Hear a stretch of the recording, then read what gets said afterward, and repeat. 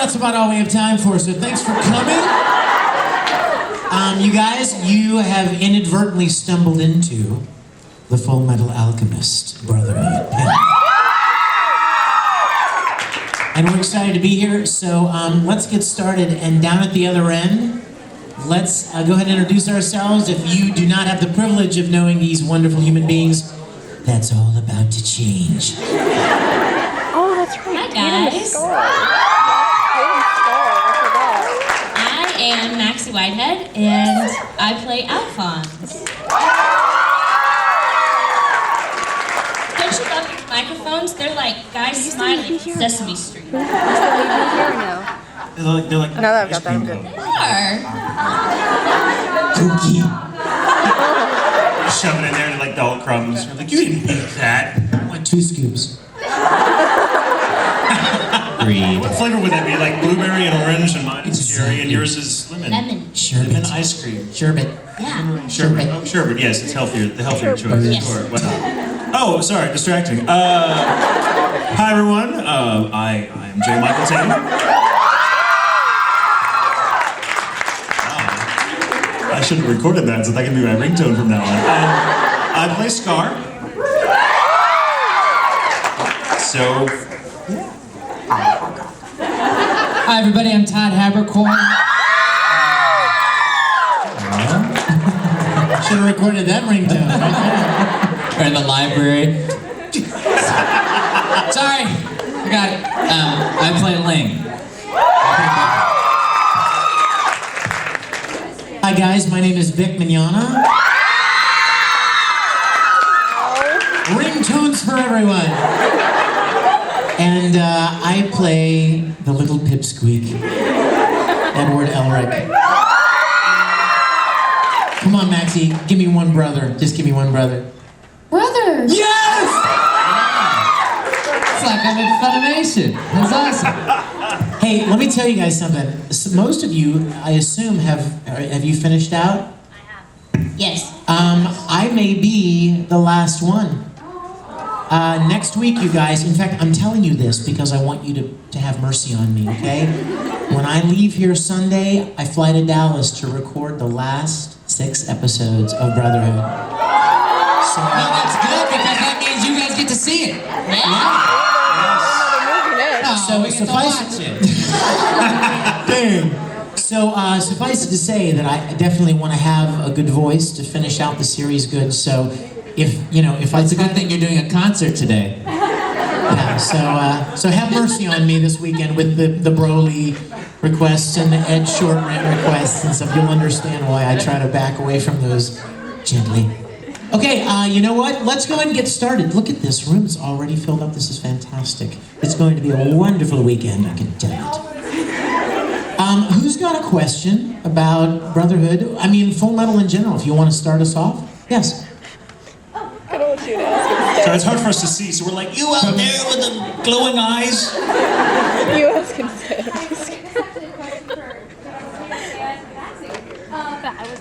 I was wondering, what is it like? Do it, I'm too scared. You have the original FMA with the voices that everyone already knows. What's it like doing the different voices?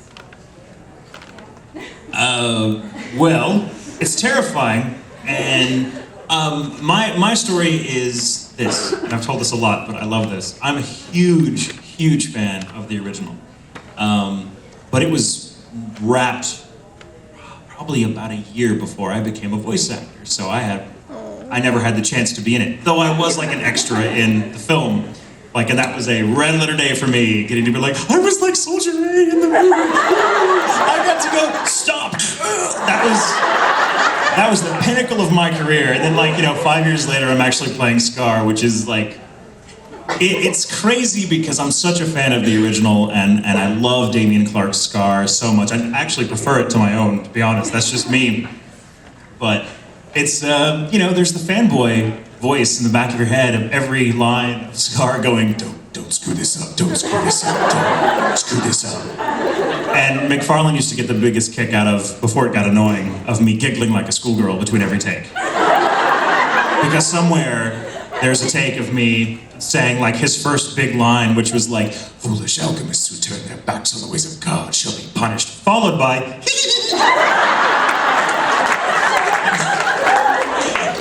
so it's great. I mean, it's very daunting. It's a lot of fun, and it's really cool to get to work on a show that you not only admire a great deal, but you get to be with actors that you were huge fanboys for years. You're like, oh, Don't say that you grew up like. I grew up like it. I mean,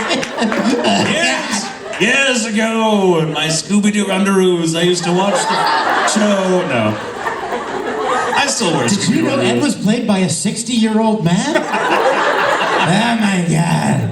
I thought you'd be taller. I'm kidding. I'm sorry.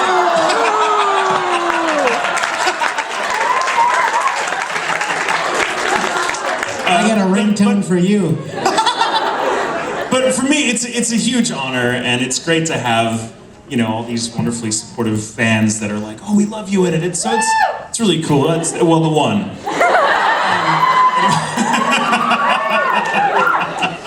But yeah, that in a nutshell is what it's like voicing Scar. But I imagine your experience is even crazy because Scar's not that verbose.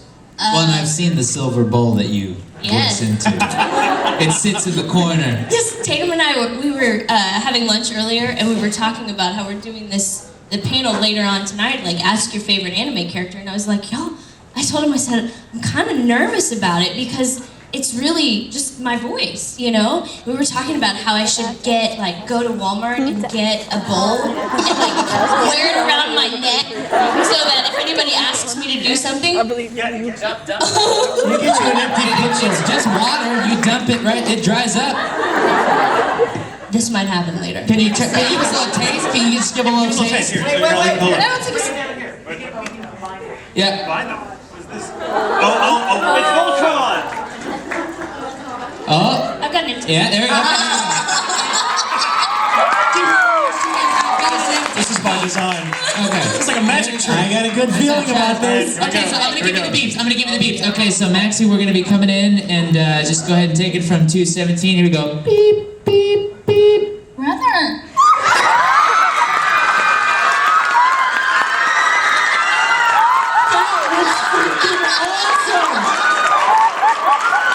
You now have to wear that around your neck the rest of the convention. I'm carrying this with me for the rest of the day. That's awesome!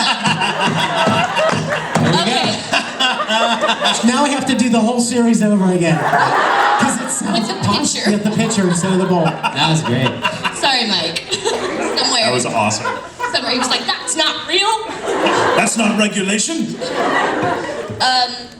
So, anyway, that happened. It was I'd like to see you go on dates with that. Like, my bowl. you I mean, waiting, with the yeah, picture. and just acting, yeah, just waiting for them to ask about it. But they're so polite that they don't. They're just like, okay. She's the crazy girl with the picture. Awesome. Well, I was actually unfamiliar with the show before I had the audition. I'd heard of it, but I did not know the hysteria that follows it. And I went in to read, just like we do for everything. And the only thing that was different about it was that on the front of the binder, where they put all of our sides so that we can go in and pick our characters and read for them at the auditions, it was like, in big letters, it was like, if you talk about this, we will hunt you down and kill you. And I was like, I don't know what this is. And so I went in and I talked to Mike, and he kind of explained to me what was going on, and I did my audition, and then he actually, he played me some of Aaron doing Al, and he said, how close can you get to his tone?